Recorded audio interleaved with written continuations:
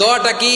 দোয়াটা হচ্ছে বিসমিল্লাহিল্লাযী লা ইয়াদুররু মা ইসমিহি শাইউন ফিল আরদি ওয়ালা ফিস সামাই ওয়া হুয়াস সামিউল আলিম। ছোট না? অনেক ছোট, মুখস্থ করবেন।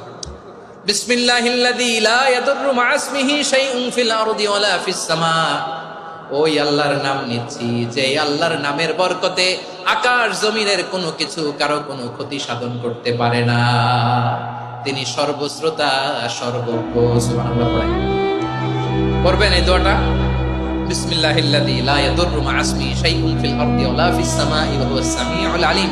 ফজরের পরে 3 বার, মাগরিবের পরে 3 বার যদি কেউ পড়ে, প্রোটেক্টেড, যে কোনো হঠাৎ বিপদ থেকে প্রোটেক্টেড। প্রোটেক্ট করেন কে? ওই আল্লাহর নাম নিচ্ছি যে আল্লাহর নামের ওসিলায় আকাশ জমিনের কোনো কিছু কোনো ক্ষতি করতে পারে না। সুবহানাল্লাহ পড়েন। আচ্ছা, এবার আমাদের জীবন